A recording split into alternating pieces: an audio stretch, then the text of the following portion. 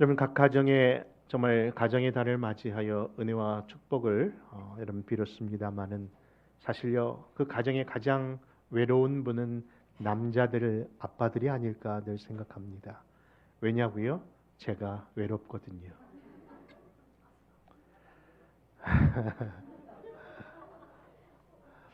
여러분 사실 아빠들이 하루 종일 밖에 나가서 일하고 들어오면요 반겨주는 것은 아내도 아니고 자녀들도 아니라 누구죠? 강아지밖에 없습니다. 이러면 안 되겠다는 마음으로 가족 회의를 하면서 지금 뭐 하는 거냐고, 아빠가 왔는데 나와야 되는 거 아니냐고 야단도 쳐보고, 여보 최소한 밥은 차려놔야 되잖아 이야기도 해보지만은 아이들은 그 의미를 이해하지 못합니다. 그러자 아빠의 얼굴을 안 자녀들과 아내가 자기들끼리 가족 회의를 하는지, 아빠 그동안 미안했어요, 몰랐어요, 아빠 그렇게 힘든지 외로운지 몰랐어요, 그래서 우리가 이렇게 하기로 했어요. 뭐 하기로 했다고요? 강아지 한 마리 더 갖다 드리게. 여러분 이 세상은요 정말 우리 안에 어떤 모임이든지 어떤 집단과 소속이 있습니다만은 사실 그 안에 있다라고 해서 여러분들 행복한 것은 아닌가 봅니다. 그 안에서도 외로움도 있고요, 차마 가눌 수 없어서 마지막 순간까지 가는 고독감에 힘들어하는 그런 인생도 있답니다. 근데 여러분 소위 집이 있어도 직장이 있어도 심지어는 교회라고 하는 것이 있어도 나 자신에 대하여 마치 투명 인간처럼 아무도 반응하지 않을 때 느끼는 그 아픔은요 매우 크다고 생각할 수 있는 겁니다. 그러므로 오늘 본문으로 삼은 시편 23편의 그 한 줄 가운데 여호와의 집에 내가 영원히 거할 수만 있다면, 내가 거할 수 있는 그 공간이 나에게 내 소속감으로 확실하게 주어진다면 나는 행복하겠노라는 마음으로 많은 사람들이 이 본문의 말씀을 희망으로 갖고 산다고 합니다. 여러분 우리 안에 오늘 주어진 이 말씀을 통하여 진짜 우리가 어디에 속해 있는지, 어떤 약속이 있는지 오늘 말씀 가운데 은혜가 있기를 소원합니다. 그런 의미에서 시편 23편 1절 또 한번 읽어볼까요? 아니 외워볼까요? 다 같이 시작. 여호와는 나의 목자시니 부족함이 없으리로다. 그렇죠. 여러분 여호와는 나의 목자시니 정말 내게 부족함이 없는 겁니다. 근데 이 고백 그냥 하는 고백이 아니라 진심을 담은 고백된다면 이 자체가 복인 줄 믿습니다. 여러분 랜디 알콘이라고 하는 분의 책에 보면요 악의 문제 바로 알기라는 그런 글이 있는데요, 그 책에 이런 문구가 있습니다. 천사들의 흐르는 눈물은 다른 이유가 아니라 이 세상을 바라보고 이 세상 현실을 보며 너무나도 악함을 보고 안타까워서 흐르는 눈물이라면은, 이 악한 세상에 살고 있는 인간이 흐르는 눈물의 이유는 다 자기들의 억울함 때문에 흐르는 눈물이다라는 얘기를 합니다. 여러분 무슨 얘기합니까? 인간 사회는 늘 자기 문제밖에 관심이 없습니다. 그렇죠? 다 자기 중심으로 살아간다는 이야기를 하는 내용입니다. 타인에 대하여 정녕 무관심하고 삽니다. 여러분 사실 성경에서 말하는 이야기할 때마다 인칭 대명사가 표현되어 있는데요, 사실 그 인칭 대명사에는 늘 우리라는 것이 늘 강조되어 있었습니다. 대표적인 것을 들어본다면 주기도문이 그런 것 아닙니까? 그렇죠? 주기도문 보면 하늘에 계신 그 아버지가 누구의 아버지? 우리 아버지죠. 우리 한국 사람들은 참 신기합니다. 우리라는 단어 쓰기가 참 부끄럽지 않은가 봐요. 와이프도 누구의 와이프? 우리 와이프, 우리 남편. 말이 안 되는데 말입니다. 그렇죠? 아들이 그 동네 한 아들이 좋은 뭐 속된 말로 어떤 그 좋은 직장에 들어가면요 이게 그 아들이 된 건데 우리 잔치를 하지 않습니까? 그런 우리 문화가 우리 안에 있는 것이죠. 근데 성경이 그런 표현들을 하고 있는 겁니다. 하늘에 계신 우리 아버지고요, 우리에게 일용할 양식을 주시고요, 우리가 우리에게 죄진 자를 사여전 같이 누구의 죄를? 우리 죄를 사달라고 하면서 말입니다. 결국 우리 신앙 공동체가 바로 표현되는 것은 우리입니다. 그런데 오늘 본문으로 삼은 이 시편 23편은요. 우리란 단어가 없이 뭐로 표현되어 있습니까? 그렇죠. 2인칭으로. 그렇죠. 바로 오직 나라고 하는 1인칭으로 표현되고 있습니다. 여호와는 나의 목자시고 내게 부족함이 없다고 얘기하는 겁니다. 여러분, 시편 23편이 의외로 믿는 사람만이 좋아하는 성경 구절이 아니라 사실 믿지 아니하는 외부의 사람들도 이 성경만은 다 알고 있다고 합니다. 그 이유를 물어보니까요. 그것이 바로 자신의 피로만을 갈망하는 나 중심적인 사회에서 가장 이기적이고 가장 비이타적인 단어인 나가 유난히 강조되는 것을 보고 그래서 좋다는 이야기를 들은 적이 있답니다. 여러분, 그런데 사랑하는 우리 모든 성도 여러분, 이 시편 23편의 저자가 지금 우리들에게 시사하는 것은 우리에게 그런 부족함이 없는 삶을 축복한다는 그 자체가 아니라 우리에게 소개하고 싶은 목자가 있다는 사실에 우리는 이 시간 집중해 주셨으면 좋겠습니다.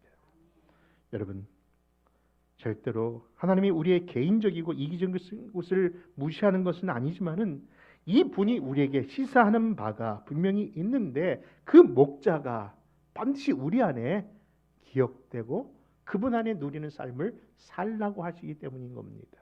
여러분, 유대인들에게는요 2가지 목자가 있다고 합니다.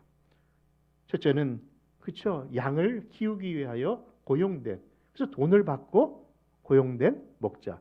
좀 쉬운 말로 한다면 다 같이 그렇죠. 사꾼. 저는 사꾼 얘기할 때마다 그렇게 죄를 얘기하는 것 같아서 쑥스럽습니다. 근데 여러분, 사실 사꾼이란 말은 우리는 부정적인 용어로 지금 현대 사회가 쓰고 있지만은 그 당시 대부분의 사회에서는 그쵸, 자기 양을 키울 수 있는 형편이 아니니까 남의 양을 키우는 사꾼이 대부분이었답니다. 우리가 바리새인 하면은 외식적인 사람으로 곧바로 생각하는 것처럼 오늘날 사꾼 하면은 그런 부정적인 요소가 있지만은 대부분의 사람들이 남의 양을 치는 그런 사꾼이었죠.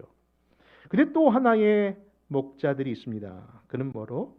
자기의 양을 치는 목자입니다. 근데 그 양을 키우는 사꾼이나 목자는 보기에는 똑같은데 그것을 어떻게 구별하느냐는 질문에 보면요. 그것이 과연 구별될까라는 의문을 갖게 되는데 그 구별을 어떻게 하냐고 물었더니요. 그 목자의, 그 사꾼의 몸을 보면은 안다고 얘기합니다. 무슨 얘기인가 들어봤더니 바로 그 선한 목자는요. 몸에 난 상처가 그를 증명한다는 거예요.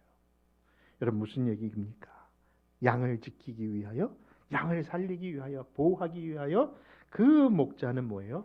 생명을 무릅쓰고 양과 사자와 싸웠던 그 자국이 바로 상처로 남았기 때문에 상처가 있는 목자는 바로 목자, 선한 목자이고 없는 그 목자는 사꾼이로 그렇게 이야기한다는 것이죠. 여러분, 그렇습니다. 우리 신앙 공동체에 있어서 그런 선한 목자가 우리 안에 있습니다.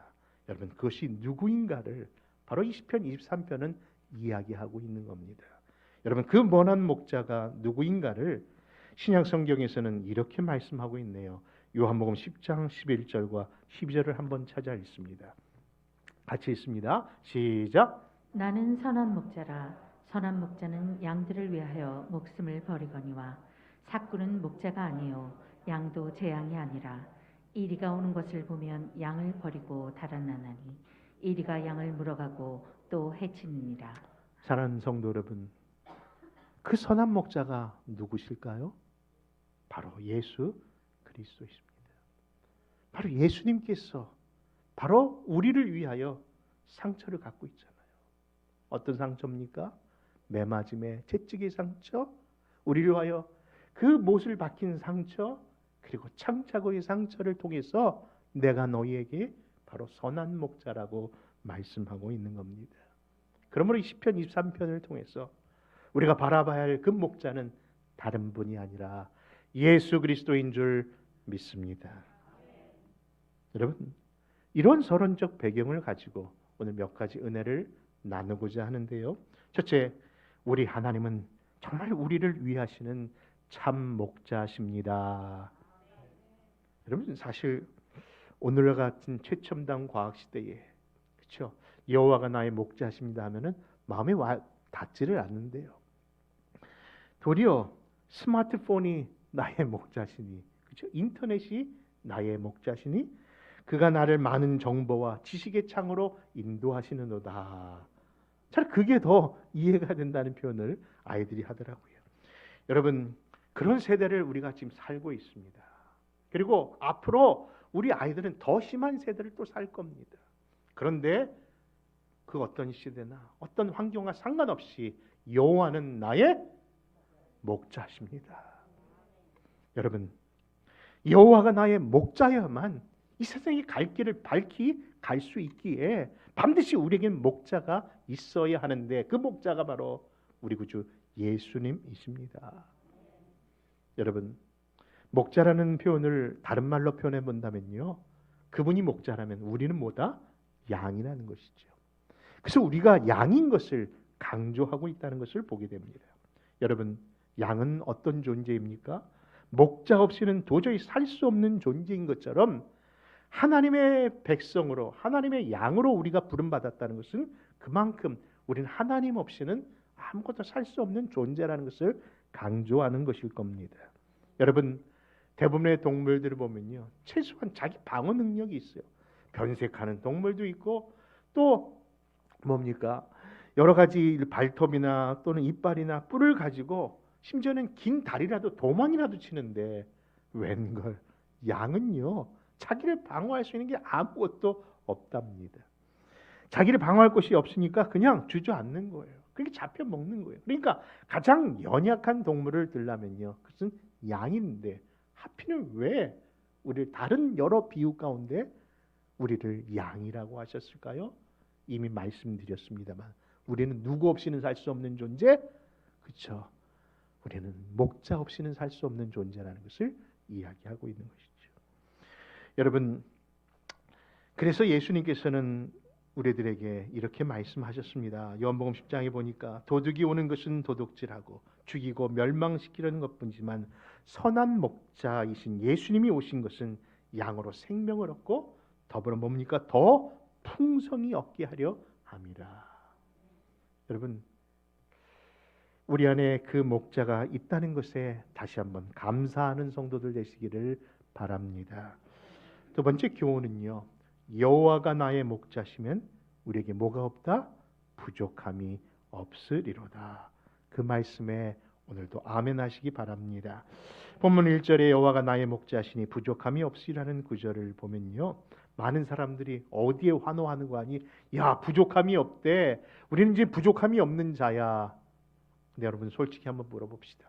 여호와가 나의 목자면 이제 정말 부족함이 없던가요?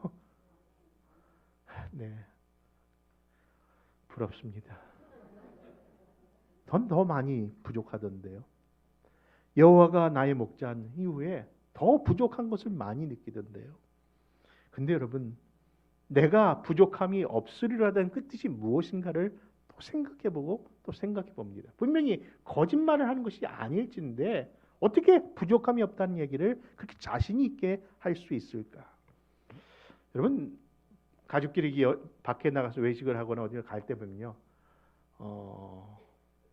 남편들은 대부분 지갑 하나 들면 나면 되는데 아내들은요, 아니 어머니들은 웬 이민 가방 같은 큰 걸 들고 나가시는 거 보면은 참 희한합니다. 근데 이렇게 뭐가 들었나? 왜 이렇게 무거운가 보니까요, 온 우주의 세계가 거기 안에 다 들었어요. 없는 게 없어요. 만물 보부상인가요? 뭐 그걸 다 갖고 다니는 것을 보게 됩니다. 그래서 뭔가 다시 한번 찾아봤더니요, 온갖 품은 다 있더라고요. 온갖 품이란 뭔가?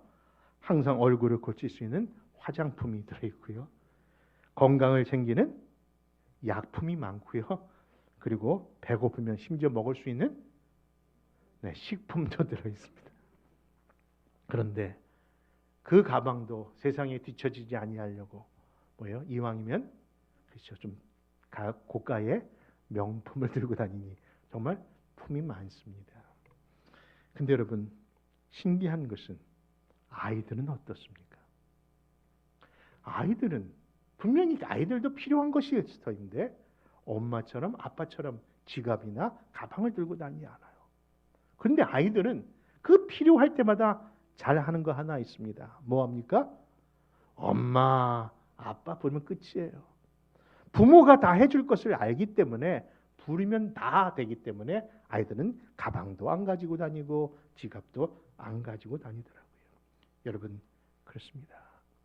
여호와가 나의 목자라는 뜻이 무엇일까요? 그래서 내가 부족함이 없다는 의미가 무엇일까요? 그것은 분명히 바로 그런 의미를 우리에게 우리가 여호와의 이름을 나의 아버지라고 나의 부모라고 부른다면 그 모든 거 책임져 주실 줄 믿는 겁니다. 그래서 우리 하나님을 뭐라고 부른다고요? 주님.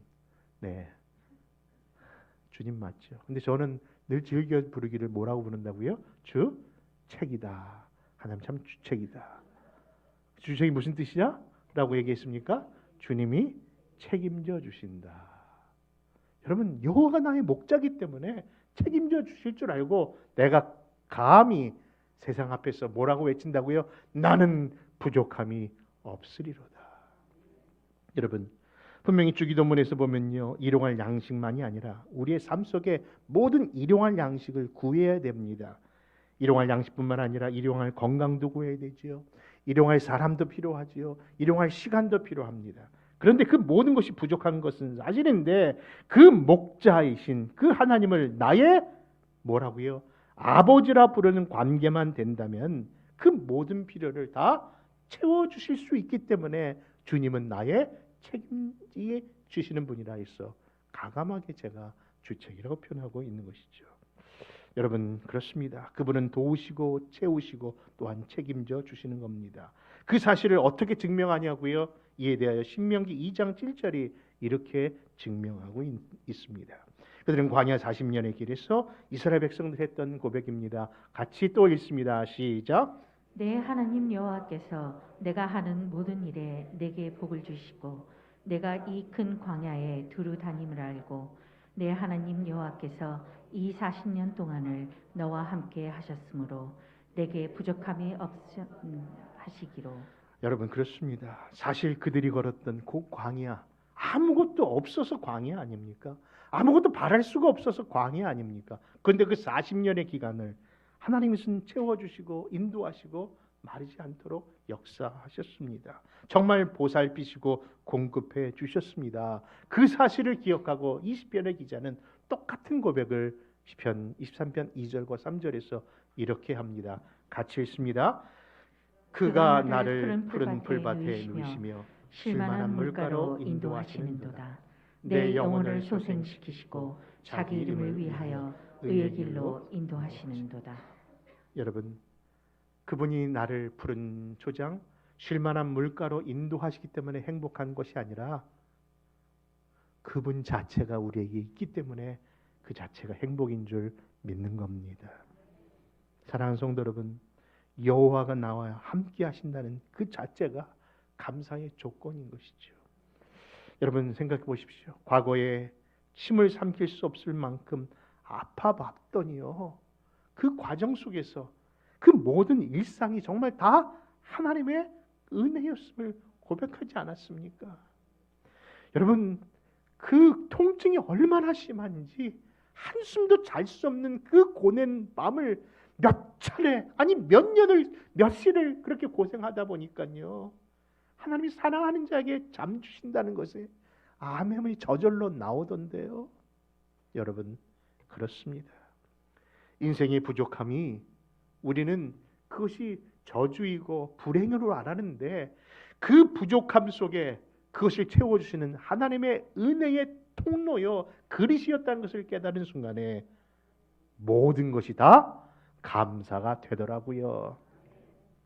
여러분, 참 놀라운 것은요, 감사는 감사하면 감사할수록 감사가 넘칩니다. 여러분, 은혜는요, 은혜 안에 있는 자에게 더 큰 은혜가 임하는 거예요. 광야에 왜 여러분들 비가 내리지 않는 이유는요, 물이 없기 때문에 안 내린 겁니다. 근데 물이 많은 곳에는요, 비가 많이 내려옵니다. 왜? 그 비의 영향이 그 강에 있기 때문에. 여러분, 마중물이라고 하지 않습니까? 펌프질을 하기 위해서 반드시 퍼부어야 될 것이 있는데 그것이 마중물이라고 하지 않나요? 그렇죠? 그 물을 넣어야만 펌핑이 되는 것처럼 여러분, 우리 안에 그 은혜의 역사 하나님이 소원하신다면요, 여러분, 은혜 안에 거하시는 저와 여러분 되시기를 바랍니다. 그러므로 우리의 영혼을 소생시키시고 반드시 의의 길로 인도하실 줄 믿고 그 길에 서 있어야 하는 것이지요. 그리고 세 번째 교훈을 오늘 본문은 이렇게 말씀합니다. 그것은 다른 것이 아니라 그러므로 어려운 순간에서도 두려워하지 말고 주만 바라보자. 여러분, 4절과 5절 말씀 또 한번 같이 읽습니다. 같이 읽습니다. 시작. 내가 사망의 음침한 골짜기로 다닐지라도 해를 두려워하지 않을 것은 주께서 나와 함께 하시니라. 주의 지팡이와 막대기가 나를 안위하시나이다. 주께서 내 원수의 목전에서 내게 상을 차려주시고 기름을 내 머리에 부으셨으니 내 잔이 넘치나이다. 아멘. 아멘. 여러분, 우리가 이 땅에서 살다 보면요, 우리가 원치 아니하는 그런 어려운 순간들을 겪게 됩니다. 또한 내가 원치 않은 사람들과 맞부딪히고 살아야 합니다. 근데 그것에 대하여 두려워하거나 또 우리가 주저할 필요가 없는 것은 그 자리도 역시 누가 함께 하시기 때문에 주께서 함께 하시고 그 원수의 자리에서 반드시 우리를 상을 베풀어 줄 날을 우리가 소망하고 있기에 여러분, 우리는 결코 어떤 순간에도 낙심치 않는 겁니다. 여러분, 참으로 신기하지 않습니까? 우리는 괴로우면요, 뭐가 나와요? 찬양이 나와요. 우린 힘들면요, 기도가 외쳐져요. 왜입니까? 우리 안에 성령이 우리 안에 역사하시면서 우리를 도우시는 겁니다. 우리와 함께 하신다는 증거입니다. 태산을 넘어 험곡에 가도 빛 가운데 걸어가면 주께서 항상 나를 지키신다는 그 말씀 붙잡고 간 겁니다. 캄캄한 밤에 다닐지라도 주께서 나의 길을 되시고 나에게 빛이 되시니 잃어버릴 염려 없다라고 고백하는 겁니다. 여러분, 그처럼 찬송가의 가사처럼요, 우리의 목자는요 늘 우리와 함께 하십니다. 여러분, 언제까지 함께 하시는 줄 아십니까? 특별히 시편 48편 14절에 보니까 이 하나님은 영원히 우리 하나님이시니 그가 우리를 죽을 때까지 인도하시리라. 여러분, 우리는 지지난주에 우리가 예수 그리스도의 죽음과 부활을 겪으면서 우리 구원의 확신에 대한 말씀을 나눴습니다. 그렇죠? 반드시 우리 성도들이 있어야 될 것은 확신, 특별히 구원에 대한 그 확신을 가지란 말씀 전했습니다. 그리고 지난 시간에는 무엇입니까? 그렇죠? 우리가 구한 바를 반드시 하나님이 들어주시고 응답하신다는 기도 응답에 대한 확신을 말씀드렸습니다. 그리고 오늘은 뭐예요? 어떤 형편, 어떤 사정 속에서도 우리를 인도하시는 무슨 확신? 인도의 확신. 그렇죠? 우리와 함께 하신다는 그 약속 속에도 여러분들 우리가 다 같이 확신에 찬 모습으로 아멘 하시기를 바랍니다. 여러분, 그런 참되고 선하신 목자를 따르는 그 인생의 결과를 오늘 본문 6절은 이렇게 증거합니다. 또 한번 같이 읽겠습니다. 시작. 내 평생의 선하심과 인자하심이 반드시 나를 따르리니 내가 여호와의 집에 영원히 살리로다. 아멘. 여러분, 독일 미넨에 가면요, 어떤 성당이 있는데요, 그 성당의 벽에는 독일의 철학자 임마누엘 칸트의 그런 글이 그 성벽에 기록되어 있다고 합니다. 그 내용은 이렇습니다. 나는 그동안 많은 책을 읽고 수많은 사상가의 이야기들을 들었지만 내 생에 있어서 가장 큰 감동을 준 것은 다른 것이 아니라 시편 23편입니다. 그러면서 그 23편에는 4가지 단어가 나는 기억나는데 그것을 독일어로 이렇게 써놨습니다. 독일어로 Du bist bei mir. 여러분, Du bist bei mir, 그것은 다른 것이 아니라 주께서 나와 함께 계시다. 여러분, 성경에 보니까요, 정말 주께서 나와 함께 하신다는 그 말씀이 무려 366회가 나와요. 1년이 분명히 366일이니까 분명히 우리 안에 1년 내내 우리와 함께 하신다는 뜻이 아닐까요? 아멘이 이렇게 갑자기 푹 줄어들지요? 네. 아, 목사님, 무슨 의미인지는 알겠으나 1년은 366일이 아니라 365일이잖아요. 이해합니다. 집사님, 권사님, 저도 한마디 말씀드립니다. 1년은 366일이 맞습니다. 2년에 한 번씩 돌아오는 윤달같이 쳐서 366일 해야죠. 그래서 하나님이 이렇게 세심하게 우리에게 함께 하신다는 증거가 되는 것이지요. 사랑하는 성도 여러분, 그렇습니다. 서두에 드린 말씀처럼 세상 사람들도 시편 23편을 누구나 다 좋아합니다. 그러나 시편 23편을 좋아하거나 시편 23편을 아는 것이 중요한 것이 아니라 진짜 중요한 건 뭐예요? 시편 23편에 나오는 그 목자가 누구의 목자? 나의 목자시고 그 목자가 누구? 바로 예수 그리스도라는 것을 믿고 따를 때 여러분 그런 분에게 복이 임하는 줄 믿습니다. 그러므로 사랑하는 성도 여러분, 이 고달프고 힘든 인생길 홀로 가려고 애쓰지 마십시오. 그분과 함께 가는 법을 배우십시오. 그분이 앞에 계십니다. 그분을 따라가십시다. 그러므로서 목자 되신 주님 따라가는 것이 믿음의 동행인 줄 알고 그 믿음의 동행하는 우리 교회와 온 성도들과 그런 가정 되시기를 주님의 이름으로 축원합니다.